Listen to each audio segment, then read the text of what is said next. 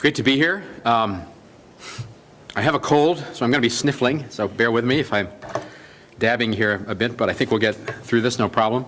And I do work for the As You Sow Foundation, and we're based out in San Francisco. We're a nonprofit group that promotes corporate social responsibility using shareholder advocacy, which is a social change tool that I will discuss today as we get into some of these issues about electronic waste. And I want to talk today about some of the factors that have emerged over the last decade in what has become obviously a huge problem in our internet society with recycling of electronics goods, and how do we move companies and our culture towards more sustainable consumption. So obviously we live in a world of limited resources, and a cornerstone of our work at As You Sow is that companies must do a better job of taking responsibility for factoring the environmental impact of their products into the overall cost of doing business. As You Sow's corporate social responsibility program engages publicly held companies who adopt stronger social and environmental policies using the power of shareholder ownership to promote positive social change. And how we do this is we engage in dialogue with companies. We file shareholder proposals that appear on the proxy statements at the annual meetings of public companies. We build coalitions with other shareholders, and we conduct shareholder education initiatives to raise awareness and promote more responsible corporate behavior. We often undertake our work in collaboration with other concerned investors, including socially responsible investment firms. You may be familiar with some of these. They offer screened social portfolios, religious investors, state pension funds, and sometimes other foundations. Socially responsible investment is becoming part of the financial mainstream. An estimated $2.7 trillion out of the $25 trillion in the U.S. investment marketplace utilizes some form of SRI, socially responsible investing. This usually consists of portfolio screening, community investing, or the work that we focus on, shareholder advocacy. Social investing considers both an investor's financial needs and the investment's impact on society. And we encourage foundations to improve their environmental, social, and governance practices, so-called ESG practices. Here are some of the companies we've engaged. For a small foundation, we have been very fortunate to really engage some of the most powerful brands in the world. We have actively led or participated in more than 50 shareholder dialogues with companies. And some of the ones whose policies we have improved are Apple, Coca-Cola, Dell, Disney, Gap, Home Depot, HP, Nike, Starbucks, and Time Warner. And I want to talk about several of those today. Our sustainability program encourages companies to do more to design products considering the environmental and social impact, including the use of recycled materials, reducing toxic components, and taking responsibility for products at the end of their useful lives. So let's go right into the problem. The technological revolution, of course, is driven by faster, cheaper microchip technology. It has resulted in explosive growth in the sales of electronics consumer goods. Yet this incredible technological innovation, responsible for swift advances in the design and production of electronics, has not yet extended to responsibility for environmental life cycle impacts, especially in the area of safe, effective end-of-life recycling strategies. Over the last 8 years, electronic waste has become a major environmental toxics and recycling issue. An estimated 41 million computers, 31 million monitors, and 130 cell phones are discarded in the U.S. annually. And internationally, the International Association of Electronics Recyclers estimates that 3 billion units of consumer electronics, including DVDs, VCRs, iPods, will be scrapped worldwide before the end of the decade. That comes out to about 400 million units a year, or 100,000 units a day.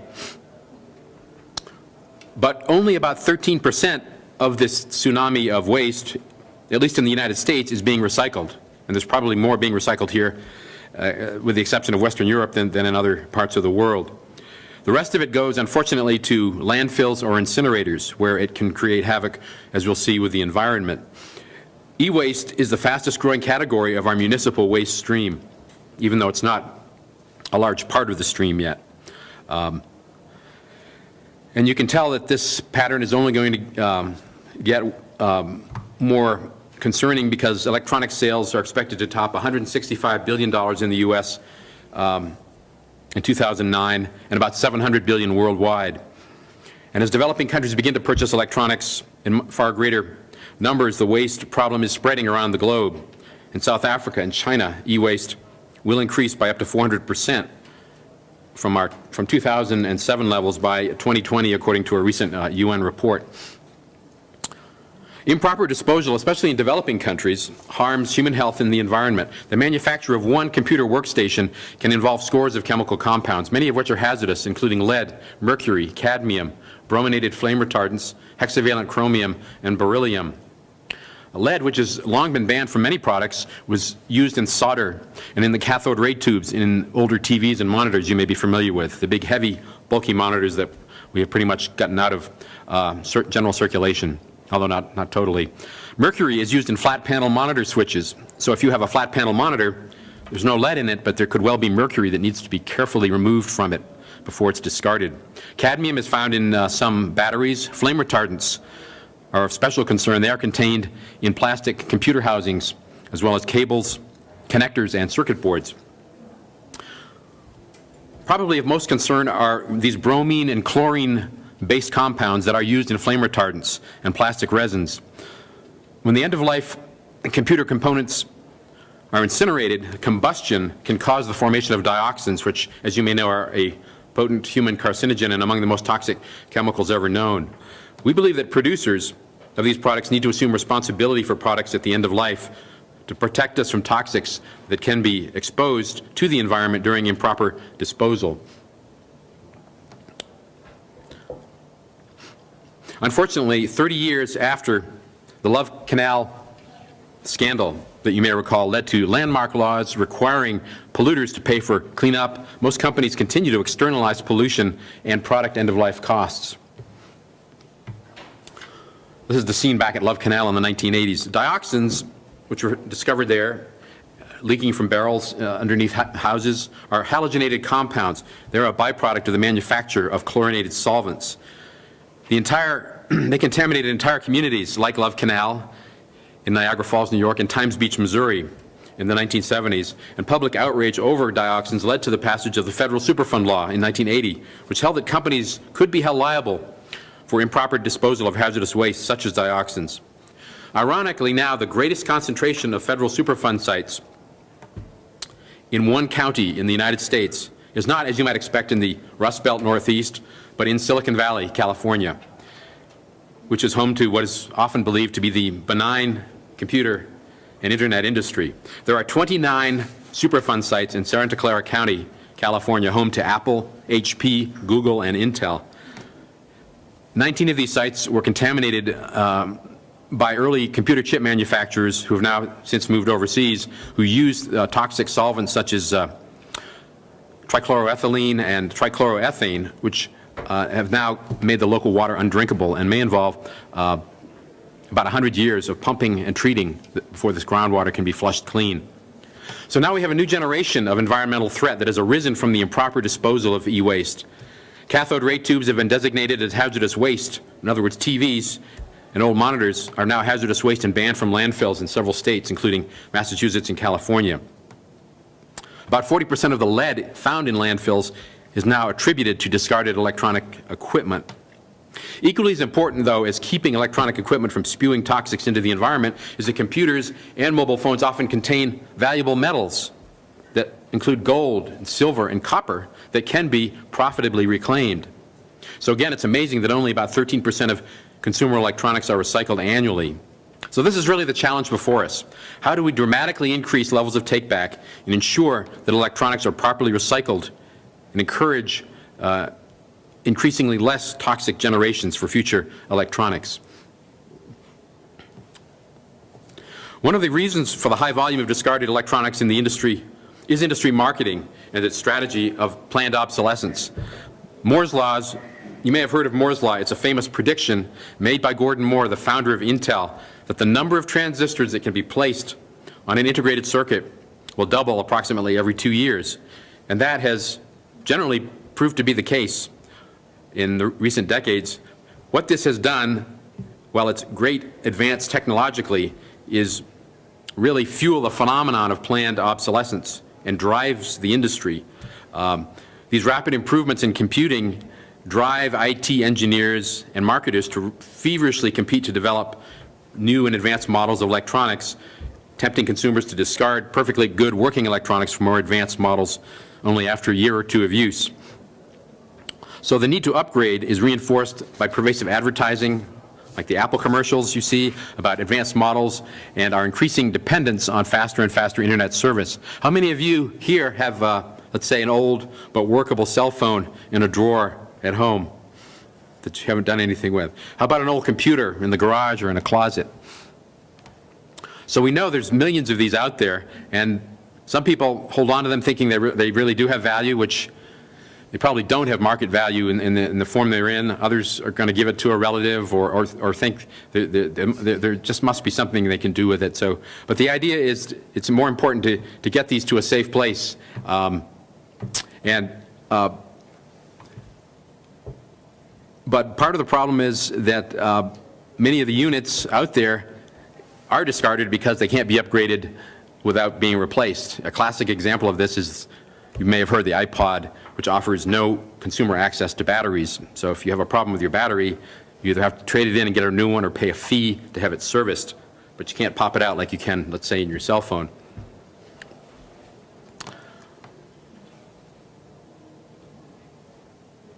And other reasons, obviously, that is that electronics are complex pieces of equipment, and it makes them harder to recycle once you've got them back, which we'll talk about in a minute. So about 5 years ago, a group of activists, including Greenpeace and the Electronics Take-Back Coalition, began to press electronics companies to take responsibility for their products, not only at the end of life, but throughout the entire life cycle. And this concept is known as extended producer responsibility.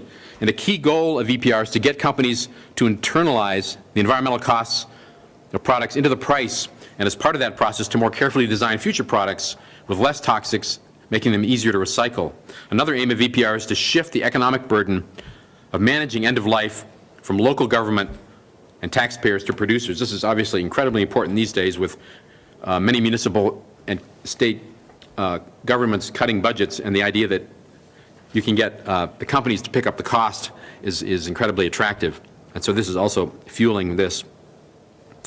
As activists began to press companies to take responsibility for e-waste, a major catalyst is the activity that was going on in Europe, which often is ahead of us on environmental issues. An effort known as the WEE Directive, which stands for WEEE, the Waste, Electrical and Electronic Equipment Directive, went into law in the EU states way back in 2003. This directive was really a watershed moment in environmental history, because it basically imposed this system of EPR on companies, making them financially responsible for recycling electronic waste. At the same time, the EU enacted another directive called the ROHS Initiative, ROHS, Restriction on Hazardous Substances. And this was intended to drive 6 problematic materials out of electronics, some of the ones I mentioned earlier: lead, mercury, cadmium, chromium, and tube flame retardants. So this combination of taking responsibility for take-back and being pressed to phase out key toxics was a concerted effort to move companies towards EPR. It also provided great leverage for those of us here in the United States, stakeholders. When we learned that U.S. companies would have to comply and change their systems to comply with the WEE Directive, we were able to confront the companies directly about why they weren't being proactive to offer e-waste solutions here in the U.S. when they were offering them in Europe. So separately, shareholders began to engage management and file shareholder proposals, the work that we do here at As You Sow. And we started with Apple and Dell, HP, and IBM, and asked them to take responsibility for e-waste and to reduce some of these toxic components. In general, HP and IBM were fairly well down this path. HP's always been a very proactive company on responsibility issues, and IBM was pretty good as well. Most of our progress was achieved by engaging 2 companies that originally were laggards, Dell and Apple. And after we, As You Sow, engaged with Dell, It soon developed a strong take-back program, and today it now will recycle any product it has ever sold for free, which is a policy that few companies can match. I mean, they will literally take anything with a Dell label on it. You don't have to buy anything. They will pay for the postage. It's really a real leadership. Many of the other companies will take stuff, but you have to buy a new system or pay a fee. So in that area, Dell is a real leader. And then we also worked with Dell to set a take-back goal. We believe incremental goals are crucial towards environmental progress because what gets measured gets managed. In 2004, Dell then agreed to a goal of recovering 50% more waste in fiscal 05 than it did in 2004. It also worked with us to develop a take-back metric. And what we did was estimate the average life of a computer at about 7 years, and then we said, okay, take-back can be measured as the number of systems recycled this year as a factor of units sold 7 years ago, a rough estimate of the average life of a computer, which often can go through 2 or 3 hands, and that's how they got the 7 years. Apple also agreed to adopt this metric. Dell so far has met and exceeded this goal and also went on to develop a profitable recovery asset program for its business clients. And this is very important because it demonstrates that recycling need not be a net cost to companies, which is usually the complaint you get when you talk to companies, is it's just a net cost. But the fact that Dell can go to its big business clients, assure destruction of their hard drives, and assure responsible recycling is worth paying for. We then turned our attention to Apple, which lagged both HP and Dell on take-back. And after filing proposals there and meeting with CEO Steve Jobs, Apple agreed in 2007 to triple their recycling rate from about 9% in 2006 to 32% in 2008. And they have actually exceeded those goals and are on track now to hit 50% of products they sold 7 years ago this year. We also believe there need to be multiple options for return. We think consumers are more likely to take electronics back if they're dropped off conveniently somewhere near where they live. So in 2008, we began to engage Best Buy, the largest U.S. retailer of electronics in the country. We filed a shareholder proposal asking them to look at the feasibility of in-store take-back. And to its credit, they readily agreed and first started a 100-store pilot that was a great success. And then they rolled out take-back at all 1,000 stores in the U.S. Last February. And this is actually some of the advertising that they use on billboards in Times Square, on highways. We've seen it down in the Bay Area, and they are actually actively promoting this. And it is really quite incredible. It's quite unique. There's no other large retailer doing this. And you can basically drop off most items for free, except anything like an old TV or a CRT monitor that has lead. Because of the extra cost associated with it, it's a $10 charge, but they do try to offset that by giving you a $10 gift card. So hopefully you'll buy something while you're there, I guess. I'm not sure if that's progress, but that is what they do as an incentive. So we are now in dialogue with Walmart, the #2 electronics retailer, which of course has tried many of its own green efforts to try to match Best Buy's commitment. I'm going to skip ahead here for a second. So activists have now pressed states to adopt take-back laws as well, and there are now 20 states in the U.S., and here they are, that provide another option for consumers and businesses for take-back to keep electronics out of landfills. All of the laws, except, unfortunately, California's, require producers to pay for collection and recycling. California imposes a recycling fee on consumers when they buy the covered unit. We don't think this is the best way to go, but that is the law that got passed in California.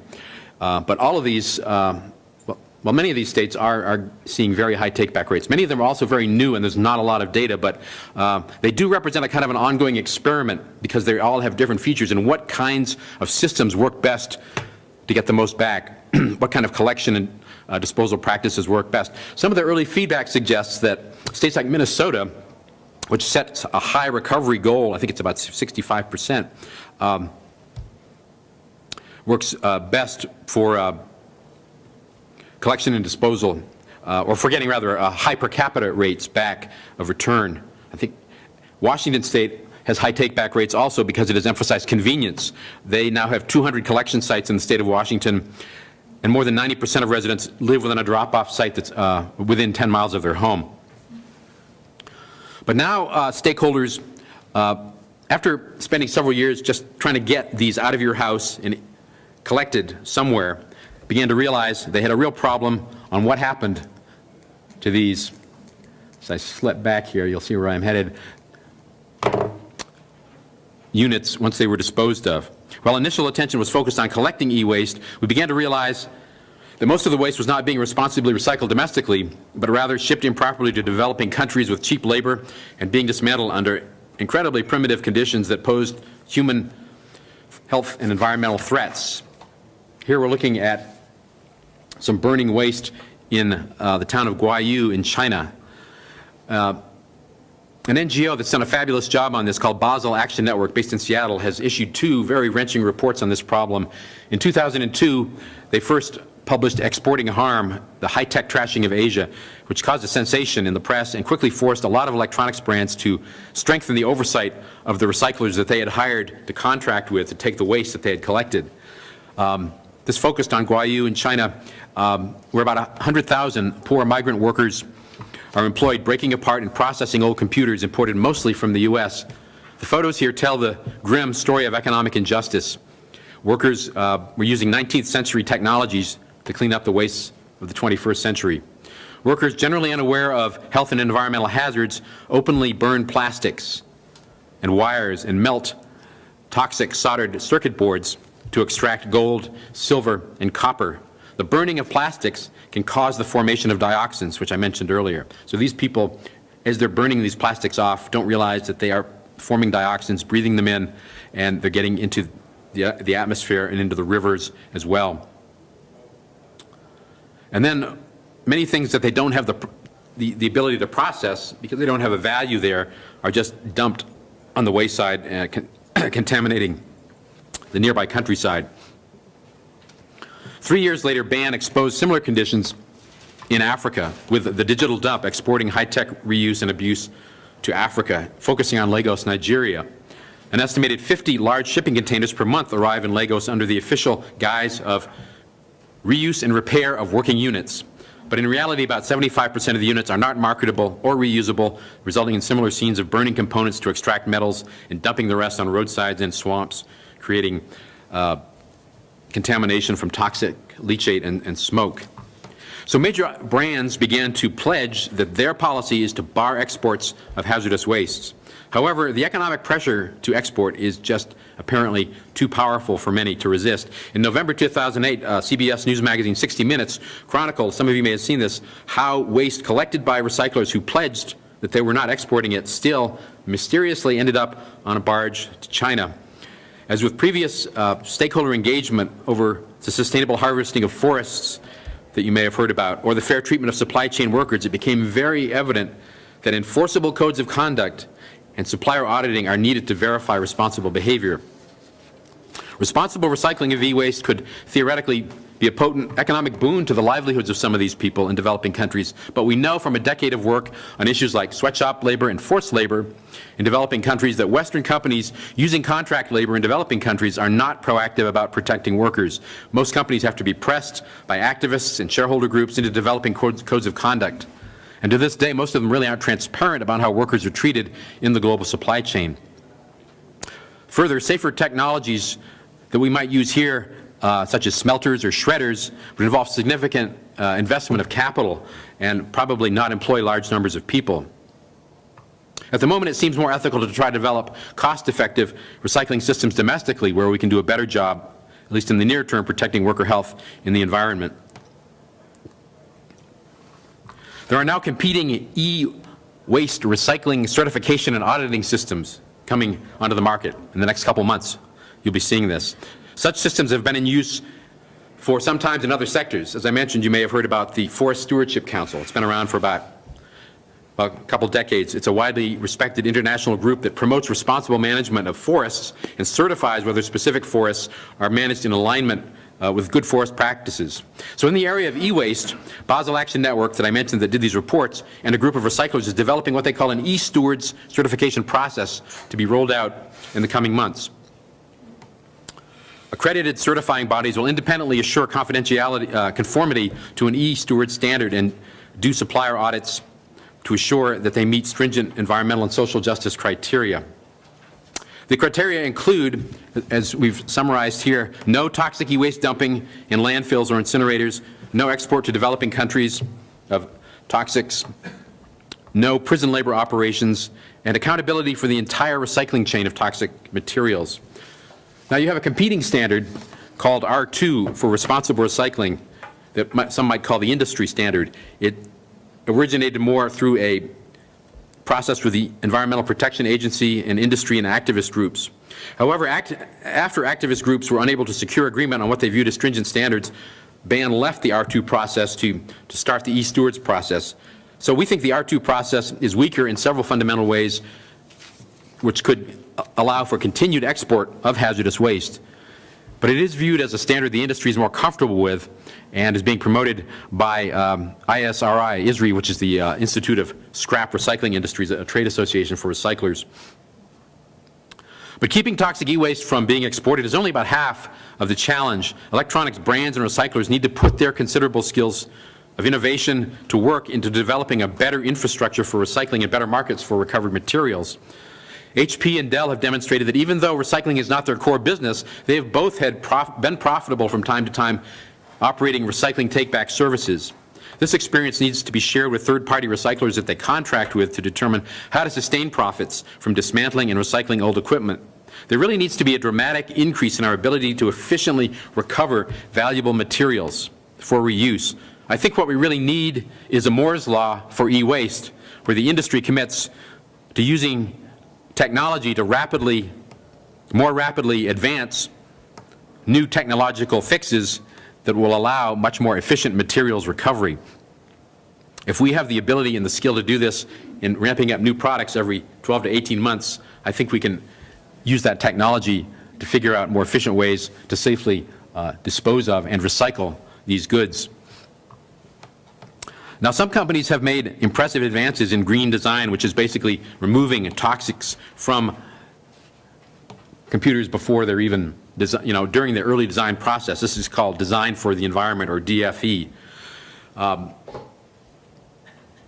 As noted earlier, dioxin is unintentionally released into the environment during the burning and smelting of electronic waste because of these bromine and chlorine compounds. And Apple, to its credit, has already restricted the use of bromine and chlorine compounds and is committed to an eventual phase-out. One of the things they did was take plastic out of all their laptops, and they're now all made of aluminum, which is good because there's nothing to burn, and it's such a valuable material that when it is recycled, it will readily get recycled. It has also made substantial progress towards its goal with PVC and BFR-free products, including iPhones and iPods and computers that are nearly free of BFRs and PVC. Sony Ericsson is also removing substances of concern from their products and is committed to developing chemical inventories for their product lines. How are we doing on time? We good? Great. Now, one of the interesting things you can do if you are someone who buys computers in bulk or just for your own purposes, for your family, is that there's an interesting environmental tool out there called ePEAT, and it's on the internet, Electronic Product Environmental Assessment Tool. And it's a useful product assessment system, again, developed by EPA along with the electronics industries and stakeholders to help purchasers evaluate the environmental attributes of hundreds of mainstream computer systems.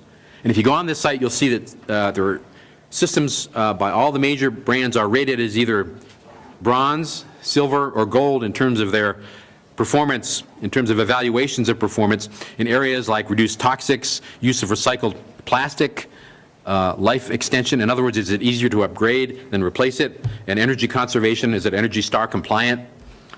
Now, there are still some weak areas that need to be strengthened, but it is a useful tool, I think, especially for large institutional investors, the university here, for instance, governments who tend to purchase electronics and really want to promote and drive stronger sustainable qualities.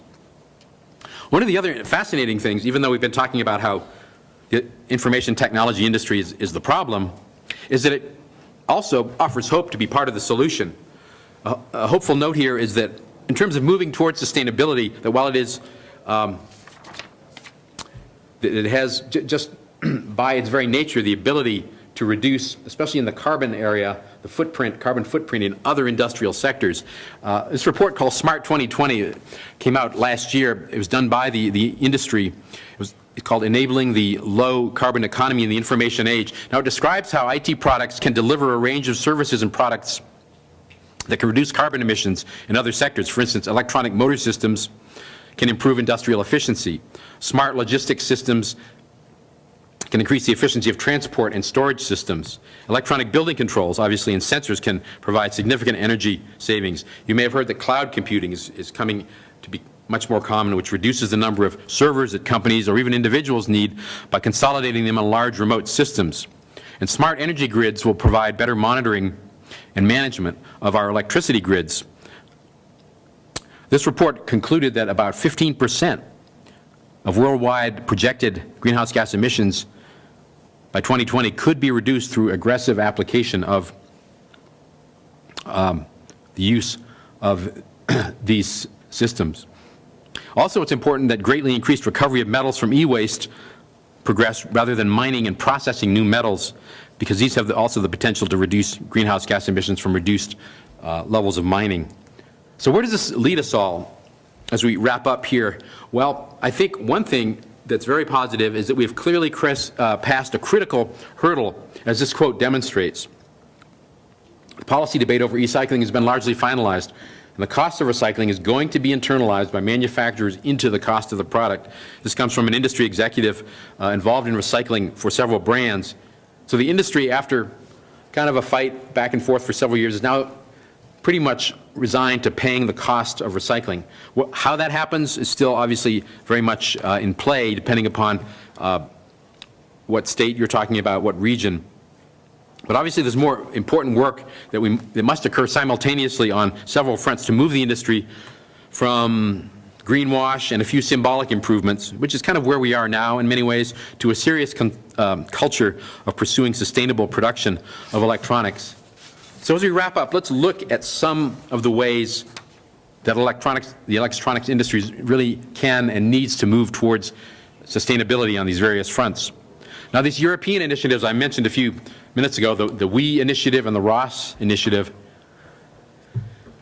are the kinds of things that really need to be continued to phase out toxics, not only in Europe to make sure they work well, but here in the US, and that these hopefully serve as successful models in other parts of the world as the sales of computers increase on other continents.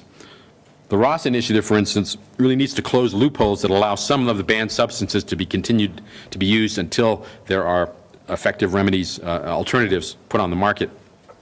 Stronger eco-design is really important.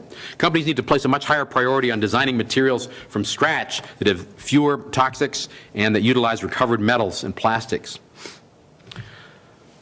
Now, the big brands really need to connect with their upstream and downstream suppliers, and as you may know, most of production, not only in the electronics industry, but in many of our industries is outsourced. It's a global supply chain now. And so there isn't always constant contact with your supply chain, whether it's up or downstream.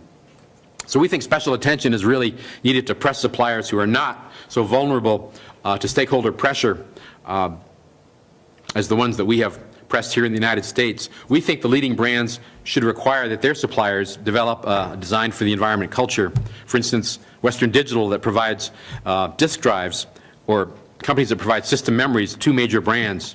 And on the downstream side, we need to ensure that suppliers are audited to ensure recycling of old products is done safely, as we mentioned with this ESteward process, and without improper export of toxic components.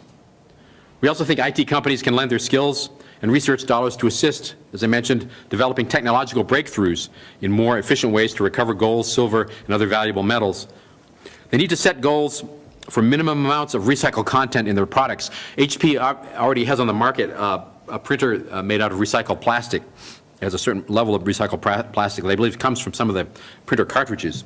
So they are trying to close the loop.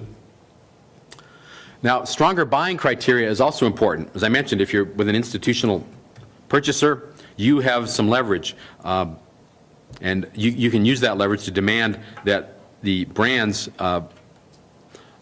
sell you systems that were made using design for the environment principles or a certain minimum level of recycled materials. Unfortunately, our infrastructure here in the United States is in poor shape in terms of the recycling side, and that's why, again, there's so much pressure to dump these overseas in an irresponsible manner. For instance, there's only one smelter in the entire country that can process leaded glass from old TVs and CRT monitors, and that has fouled the entire area in Herculaneum, Missouri, you may have heard about. So we really, and part of this is because we have such strong environmental laws that have kept smelters out of many communities. So I think we really need to find a way for the NIMBY group mentality and for environmentalists to agree on ways that some new smelters can be built in this country so that we can recover more metals domestically. Without this infrastructure, the economics will basically continue to determine that old systems will end up overseas, harming human health and the environment. But with a better infrastructure, I think we can develop a profitable domestic industry that can be a model for the kind of green jobs that Van Jones and other environmental justice advocates have called for. E-waste recycling can be a green job, but not necessarily a safe one unless precautions are taken. Special protective equipment needs to be worn to avoid inhaling toxic dust as machines are dismantled. Also, companies who have claimed some of their materials are proprietary under the Toxic Substances Control Act basically have not told the public what's in these computers, and they need to disclose this to the recyclers so that the workers know what they're dealing with. We're now finding that there was prison recycling, and there still continues to be prison recycling going on in this country where workers were given no protective gear and is now showing up in skin diseases and certain other kinds of disorders because they were basically given a hammer and were smashing old TV tubes, exposing themselves to lead and to lots of toxic dust. And until recently, there was just no oversight of that. And so finally, I want to come to what I think are two admittedly whopper systemic issues that will surely take all of the creativity and economic and technical prowess that we can muster. These aren't issues unique to the electronics industry, but they are crucial to getting a handle on sustainable production and consumption in society. And obviously, lowering overall consumption. We need to find ways to lower what was referred to this morning, I believe, as our morbid craving for extravagant gadgetry. And this is going to be a tough, long-term proposition as we see people hooked on smartphones, which pervade our lives to the point where, well, actually, those of you who are bored with what I'm saying right now could be entertaining yourself, checking your email, or checking out prospects on the web. So we've been told that we are using way more resources per capita than this country or this planet can bear. So rather than choosing from 30 kinds of breakfast cereal or shampoo or toothpaste or computers, future shoppers may have to deal with 4 or 5 models. It's not going to be easy to oppose what is really a reigning free market mentality, but through government controls, through incentives, I think we are going to have to move in that direction. And the final thing is an even bigger challenge, which is we need to reform Wall Street. You know, we need to develop lower, slower, long-term profit views, and we're just coming off of a huge scandal where we know that Wall Street took advantage of the system to just ramp up uncontrolled profits. We really need to reform this whole crazied financial system that values maximized short-term profits over all else. And as a group that practices socially responsible investing, we are part of the problem. We think we're the good guys, but we have to realize that we are keenly aware that we are part of the problem, and that bigger, more powerful, value-neutral investors drive this mania for endless economic growth. Small good guys like As You Sow and our SRI colleagues who run social investment funds can make some important contributions, as we've done, by getting companies to move towards sustainability, towards a sustainability culture in their operations. But we won't really be moving the needle in a meaningful way until economists can convince Wall Street of ways to profit from limited, slower growth, or growth that benefits the developing world over our overdeveloped world, and places economic values on natural systems as well as goods. We have seen some progress with major institutions supporting shareholder proposals calling for carbon reductions. I want to leave you with a great piece of news. Last year, in an incredible victory for a small group like As You Sow, which sometimes goes in to talk to companies with 200, 300 shares of stock, although sometimes we also have the state pension funds who come in with several million shares and work with us.